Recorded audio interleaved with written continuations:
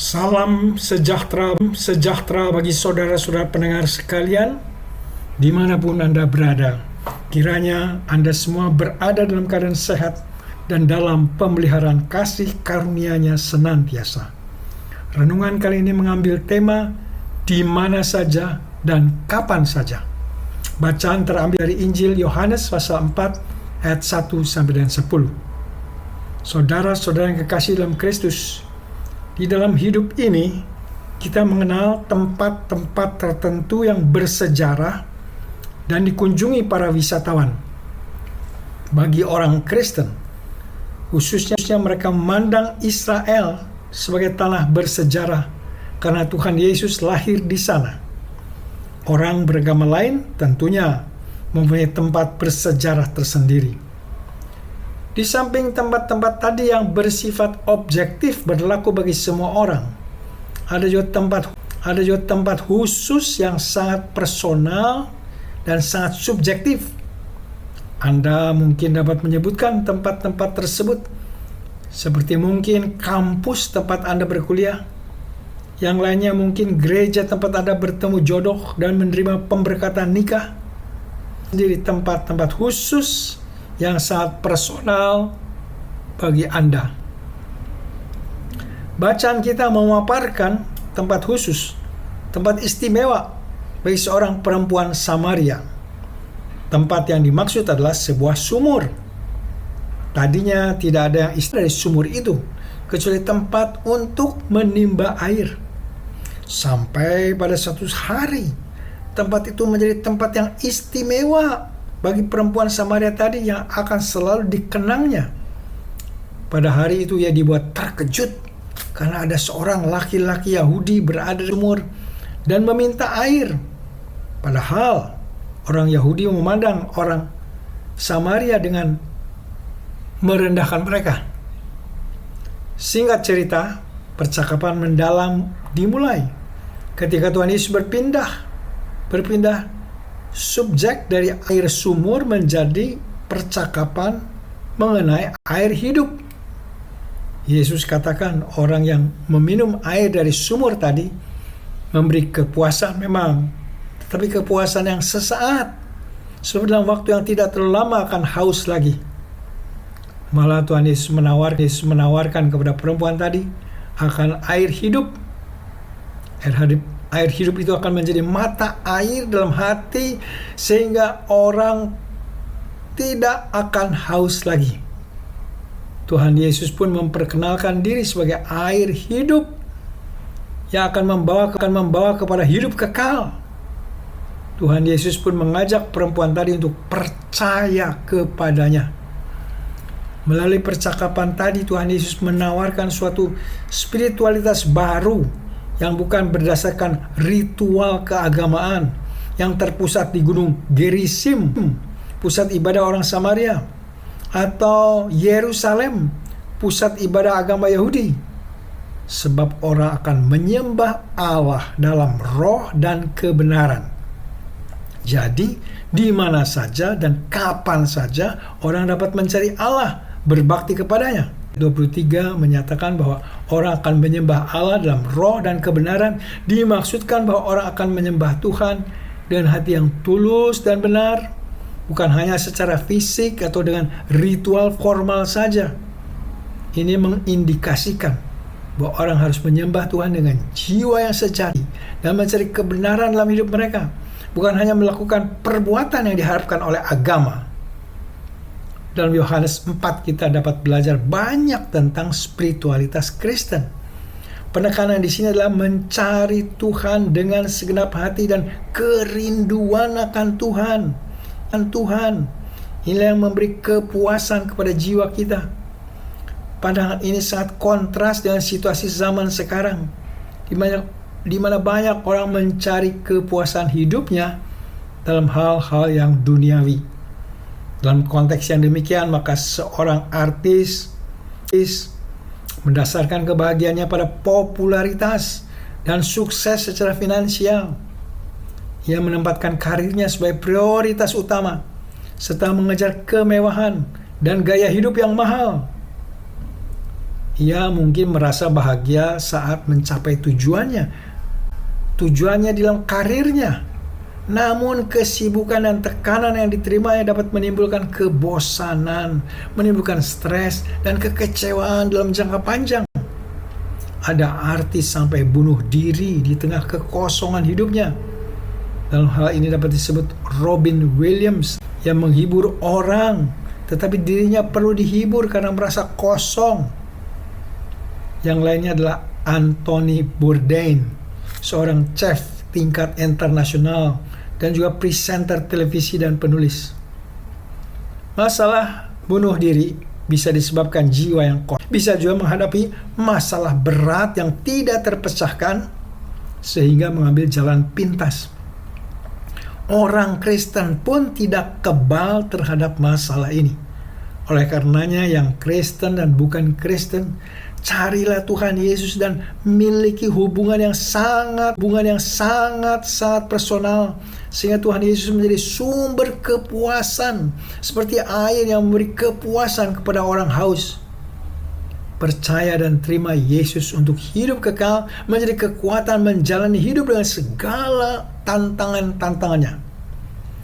Ada banyak macam spiritualitas Kristen dalam sejarah gereja yang dapat memperkaya kehidupan.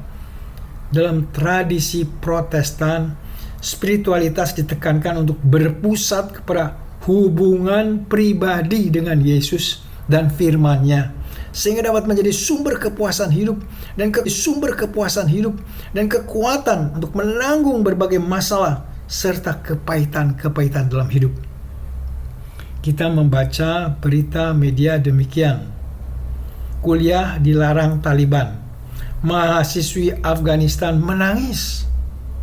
Masa depan kami hancur. Demikian judul berita dari Kumparan News 22 Desember 2022. Ketakutan yang dimiliki perempuan muda di Afghanistan sejak Taliban kembali berkuasa kini menjadi kenyataan. Pertanyaannya sekarang adalah bagaimana kedudukan seorang perempuan di daerah Yesus. Kedudukan seorang perempuan cenderung dianggap lebih rendah dari laki-laki. Mereka, para perempuan, tidak diakui sebagai individu yang merdeka dan tidak memiliki hak yang sama dengan laki-laki. Perempuan di Samaria sering dikaitkan dengan kekerasan domestik, pernikahan dini, dan ketidaksetaraan dalam hal pendidikan dan pekerjaan. Perempuan di Samaria juga dianggap sebagai subjek tabu dan diabaikan dalam kegiatan sosial dan agama. Dalam konteks yang demikian, Tuhan Yesus memberikan perlakuan yang sama kepada laki-laki dan perempuan, tidak membedakan antara keduanya. Tuhan Yesus juga memperlakukan perempuan dengan hormat dan menghormati hak-hak mereka sebagai individu. Sikap Yesus ini tampak dalam percakapannya dengan perempuan Samaria di tempat umum. Jadi dapat dilihat oleh orang lain. Hormati kesetaraan gender, artinya perempuan seperti laki-laki memiliki persamaan dalam hak, kesempatan, dan perlakuan.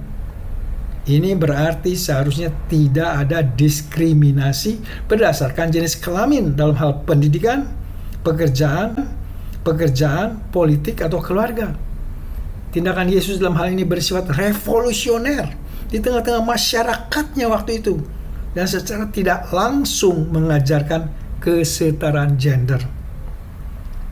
Mungkin sekarang ada yang bertanya, bagaimana kesetaraan gender di kalangan gereja? Apakah telah mengikuti jejak Yesus? Pertanyaan tadi dapat dijawab bahwa praktek kesetaraan gender di kalangan gereja Kristen bervariasi antara gereja dan denominasi. Ada gereja yang memperjuangkan kesetaraan gender dan mengemantisipasi perempuan dalam jenjang kepemimpinan.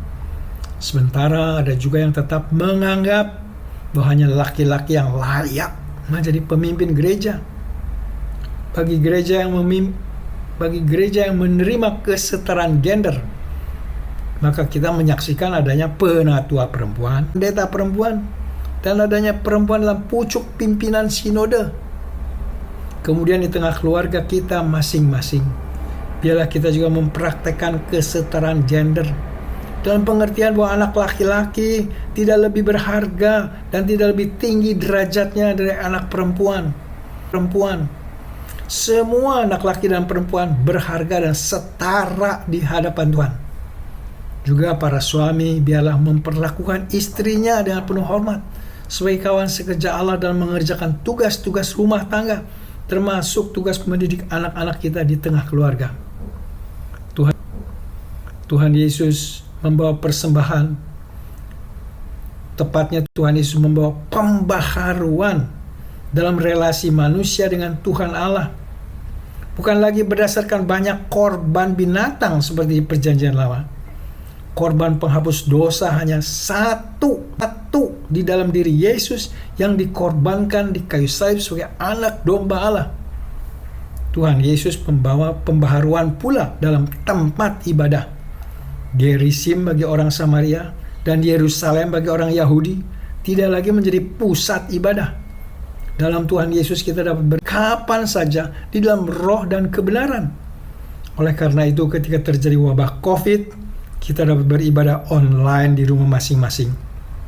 Ibadah ini sama sahnya seperti ibadah di gedung gereja.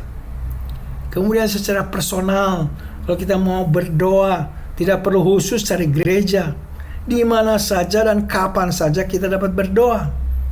Tuhan mendengar doa Anda seperti Dia mendengar dan mengabulkan kalau kita berdoa di gedung gereja. Tempat-tempat khusus secara objektif dan subjektif boleh-boleh saja tetap menjadi sesuatu yang berharga, tetapi bukan tempat keramat. Sumur Yakub, tempat pertemuan dengan Tuhan Yesus, masih menjadi tempat yang bersejarah bagi perempuan Samaria tadi. Anda pun boleh saja mempunyai tempat bersejarah, baik secara objektif maupun secara subjektif. Tetapi kita diberi keleluasan untuk beribadah di mana saja dan kapan saja, yakni di dalam roh dan kebenaran. Mari kita manfaatkan kemerdekaan ini untuk makin mencari dan mendekatkan diri kepada Tuhan di mana saja dan kapan saja. Amin. Mari kita berdoa. Kami memuji nama-Mu ya Tuhan Allah pencipta laki-laki dan perempuan, menciptakan secara setara untuk hidup saling melengkapi. Tolong kami untuk memperlakukan perempuan sebagai kawan sekerja yang setara.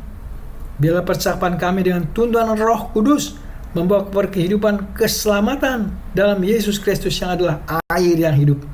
Ya Allah Bapa, dalam kesempatan ini hamba-Mu berdoa untuk saudara-saudara pendengar yang saat ini sedang sakit atau sedang dalam pencobaan hidup.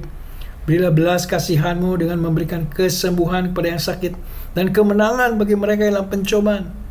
Ya Bapa yang baik, dengar dan kabulkan doa kami yang kami panjatkan dalam nama Tuhan kami Yesus kami yang hidup. Amin.